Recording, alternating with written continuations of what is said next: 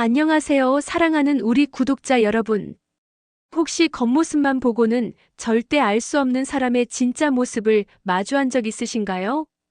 오늘 제가 들려드릴 이야기가 바로 그런 이야기입니다. 이른 새벽 도시를 깨끗하게 쓸어내는 평범한 환경미화원 할아버지에게 숨겨진 놀라운 비밀에 관한 이야기인데요.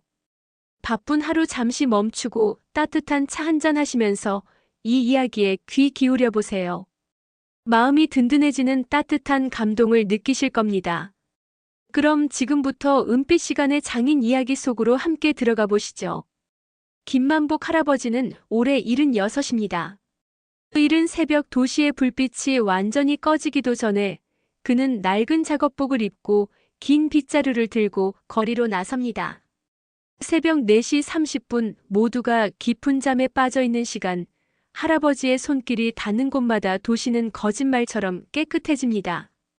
그는 도시가 잠든 밤 동안 쌓아둔 모든 흔적들, 버려진 담배꽁초, 텅 빈 커피잔, 축축한 전단지를 말끔히 쓸어냅니다. 사람들은 그를 환경미화원이라 부르며 종종 눈길조차 주지 않았습니다. 할아버지의 존재는 그저 도시의 풍경 일부였을 뿐이었죠. 하지만 할아버지는 누구에게도 티내지 않는 자신만의 자부심이 있었습니다. 청소는 말이야, 단순히 쓰레기를 치우는 게 아니야. 사람들의 하루를 깨끗하게 열어주는 일이지. 그의 새벽은 조용했습니다. 밤새도록 차들이 뱉어낸 매캐한 공기는 이른 아침의 서늘한 기온에 서서히 씻겨나가고 멀리서 들려오는 신문 배달 오토바이의 소리만이 정적을 깼습니다. 할아버지는 이 조용한 시간을 사랑했습니다. 다른 사람들에게는 그저 힘든 노동일 뿐이었겠지만 그에게는 이 도시의 숨결을 가장 가까이서 느끼는 신성한 의식이었습니다. 그는 한 번도 이 일에 부끄러움을 느낀 적이 없었습니다. 오히려 이 도시의 가장 낮은 곳에서 가장 고귀한 일을 하고 있다고 믿었습니다. 어느 날 오후 할아버지는 늘 앉던 공원 벤치에 앉아 있다가 한 젊은 여자의 울음 섞인 목소리를 듣게 되었습니다. 미나라는 이름의 그녀는 어린 아들을 홀로 키우는 엄마였습니다. 그녀는 휴대폰을 귀에 댄 채 울먹이고 있었죠. 네, 죄송해요. 이번 달은 정말로 아들이 아파서 병원비가 너무 많이 나왔어요. 한 달만 더 제발이요. 그녀의 목소리는 절망으로 가득 차 있었고 할아버지는 그 목소리에서 세상의 무게를 온전히 짊어진 한 어머니의 고통을 느꼈습니다. 그에게는 매일 버는 푼돈 외에는 가진 것이 없었습니다. 누군가의 절망을 보듬어줄 만한 힘이 없다는 사실이 뼈아팠습니다. 그날 밤 할아버지는 옥탑방의 좁은 침대 위에서 유난히 잠을 이루지 못했습니다. 밖에서 불어오는 차가운 바람 소리는 마치 현실의 냉혹함을 속삭이는 것만 같았습니다. 그는 빗자루를 들고 쓸어낼 수 있는 것은 거리의 낙엽뿐이라는 무력감에 휩싸였습니다. 자신의 한계 앞에서 그는 그 어떤 쓰레기보다 더 무거운 감정을 마주해야 했습니다. 할아버지의 마음속에는 미나의 눈물과 간절한 목소리가 반복해서 울렸습니다. 그는 그저 멀리서 바라볼 수밖에 없었던 자신의 무력함을 한탄하며 밤을 지새웠습니다. 다음 날 새벽 할아버지는 늘 다니던 거리를 쓸다가 이상한 것을 발견했습니다. 버려진 쓰레기 더미 사이에서 빛을 잃은 채 잠들어 있는 작은 회중시계였습니다. 겉모습은 낡고 녹슬었지만 할아버지는 한눈에 그것이 예사로운 물건이 아님을 알아봤습니다. 그는 조심스럽게 시계를 주워들고 집으로 향했습니다. 할아버지의 작은 옥탑방은 겉보기와 달리 세상에서 가장 정교한 박물관이었습니다. 방 한쪽 벽면에는 수십 년의 세월이 담긴 낡은 공구들이 정갈하게 정리되어 있었죠. 먼지가 쌓인 작업대 위에는 돋보기와 미세한 핀셋들이 놓여 있었습니다. 수십 년 전 할아버지는 이 나라 최고의 시계 장인이었습니다. 아버지에게 물려받은 기술로 그는 손가락만한 부품을 조립해 시간을 만드는 예술가였습니다. 하지만 전자시계의 등장과 함께 그의 기술은 쓸모를 잃었고 그는 조용히 쇠락의 길을 걸어왔습니다. 밤새 할아버지는 돋보기를 쓰고 회중시계의 뚜껑을 열었습니다. 먼지가 가득 찼지만 이 시계는 단순한 공산품이 아니었습니다. 눈에 보이지 않는 미세한 부품 하나하나에 장인의 혼이 깃들어 있었죠. 시계에 멈춰선 심장을 마주한 할아버지는 온몸의 감각이 되살아나는 것을 느꼈습니다. 핀셋을 든 그의 손은 수십 년의 세월을 뛰어넘어 다시금 살아있는 듯 섬세하게 움직였습니다. 낡은 시계는 마치 살아있는 것처럼 똑똑똑 하고 다시 시간을 새기기 시작했습니다. 며칠 뒤 지역신문 9일란에 작은 광고가 실렸습니다. 빼끔 회중시계를 찾습니다. 빼끔 겉면에 붉은 루비 보석이 박힌 시계로 가문 대대로 내려온 물건입니다. 사례는 충분히 하겠습니다. 광고 속의 시계는 할아버지가 발견한 그 시계와 똑같았습니다.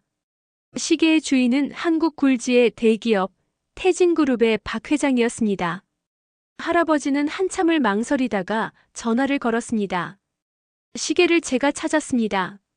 이튿날 할아버지는 조심스레 시계를 들고 태진그룹 본사로 향했습니다. 박 회장은 할아버지를 보자마자 반가워하며 시계를 건네받았습니다. 그러나 시계를 살피던 그의 표정이 굳어졌습니다. 이거 고장 났었잖아요. 제가 떨어뜨려서 멈췄었는데. 박 회장은 고개를 들고 할아버지를 바라보았습니다. 할아버지는 옅게 웃으며 말했습니다. 잠깐 손을 댔습니다. 그 순간 박 회장의 눈에는 할아버지의 거칠고 깊게 주름진 손이 들어왔습니다. 이토록 정교한 수리가 가능한 손은 단순한 운이 좋았던 손이 아님을 직감적으로 알아챘죠. 할아버지는 묵묵히 자신의 과거를 털어놓았습니다. 박 회장은 할아버지의 이야기에 깊은 감동을 받았습니다. 선생님의 재능을 이렇게 묻어두시다니 제게 이 시계는 단순한 물건이 아닙니다. 할아버지가 돌아가시기 전 제게 남겨주신 마지막 물건이거든요. 박 회장은 할아버지에게 거액의 수표를 건넸습니다. 선생님, 이건 시계값도 수리비도 아닙니다. 평생을 한 가지 일에 바친 장인에 대한 존경의 표시입니다. 할아버지는 박 회장이 건넨 거액의 수표를 고스란히 들고 미나가 일하는 병원으로 향했습니다. 그는 안내 데스크에 서서 미나의 아들 이름을 조용히 말했습니다. 김민준이요. 병원비 전부 결제하려고 합니다. 병원 직원은 할아버지의 허름한 차림을 보고 의아한 표정을 지었지만 할아버지는 그저 조용히 웃을 뿐이었습니다. 모든 절차가 익명으로 처리되도록 부탁한 뒤 그는 곧바로 미나가 사는 낡은 아파트 단지로 갔습니다. 남은 돈으로 몇 달치 밀린 월세를 대신 내주었습니다.